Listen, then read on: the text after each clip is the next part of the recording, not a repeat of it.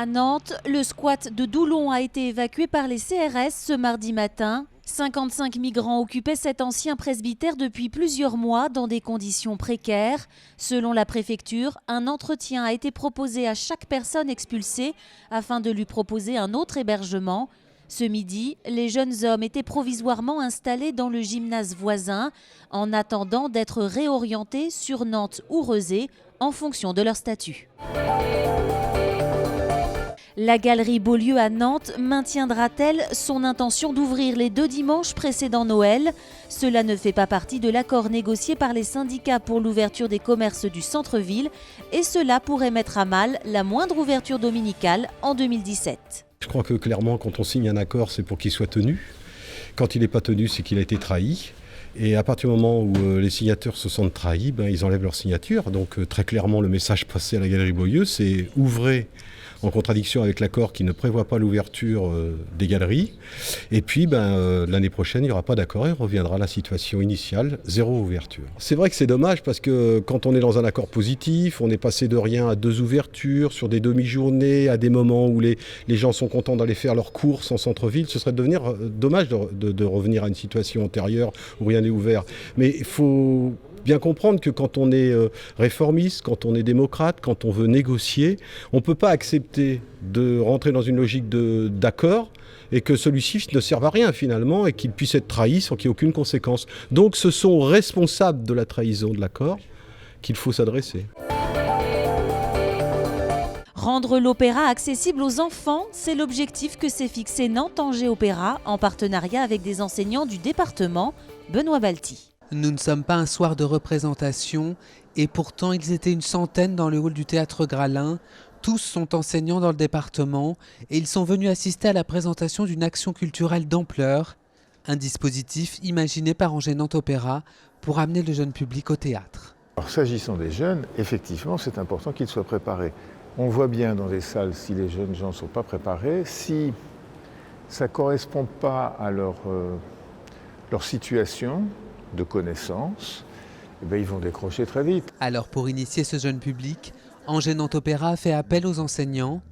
L'objectif final est d'inviter près de 5000 élèves à découvrir l'opéra Little Nemo, un spectacle inspiré d'une BD culte des années 1900. Mais avant les représentations, des ateliers vont sensibiliser les élèves, et notamment à travers le jeu. On a organisé des interventions en classe avec le conservatoire, autour de jeux musicaux. On s'est associé à la maison Fumetti qui va proposer de manière ludique, évidemment, d'aborder la bande dessinée, voire même d'en créer. On a mis en place un espace numérique, le kit Little Nemo, qui est lui-même assez ludique et dans lequel il y a des jeux pour manipuler des planches, enlever des bulles, remettre des paroles en français, etc. Et ce projet a également séduit les enseignants. L'opéra, c'est quand même quelque chose qui, quand on en parle aux enfants, peut paraître rébarbatif. À une époque où ils écoutent tout à fait d'autres sortes de musique que celle de l'opéra. Et là, avoir la chance de les emmener d'une façon ludique à l'opéra, surtout la façon dont ça a été préparé, organisé, c'est quand même assez formidable. Après les ateliers viendra le temps des représentations. Little Nemo se jouera au théâtre Gralin en janvier prochain. Jusqu'à dimanche, le Ciné Nova de Savenay accueille son premier festival Ciné Latino. Films et animations sont proposés au public pour découvrir la culture latino-américaine. Éric Egon. Après le festival des 3 continents, du cinéma espagnol ou Universiné, voici un petit nouveau, le festival Ciné Latino de Savenay. Au programme des films chiliens, colombiens, cubains et même guatémaltèques en langue maya. Parmi les 6 films présentés, l'histoire officielle, Oscar du meilleur film étranger en 1986, également prix d'interprétation féminine à Cannes. Chala, sorte de 400 coups cubains, tendre et émouvant, ou encore Neruda, film chilien avec Gaël Garcia Bernal, sélectionné cette année à la quinzaine des réalisateurs à Cannes. C'est un cinéma plus revendicatif. Ça vient informer le public de sujets que les informations ne relayent pas forcément.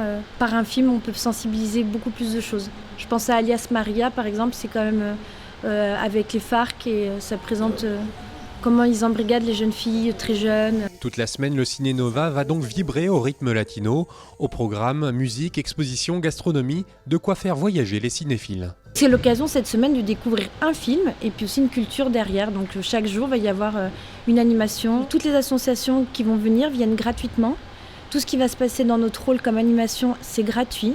Ils viennent vraiment pour le partage, de diffuser leur culture et éventuellement récolter des fonds avec la vente d'artisanat pour envoyer après là-bas aux paysans pour améliorer leurs conditions de vie. La première édition du festival Ciné Latino, c'est donc au Ciné Nova de Savenay jusqu'au dimanche 27 novembre.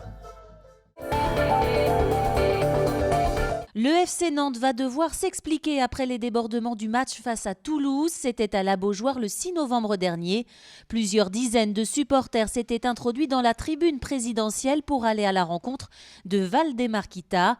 Le propriétaire du club avait dû être exfiltré de la tribune pendant l'intervention des CRS. Ce jeudi, le FC Nantes va donc passer devant la commission de discipline de la Ligue.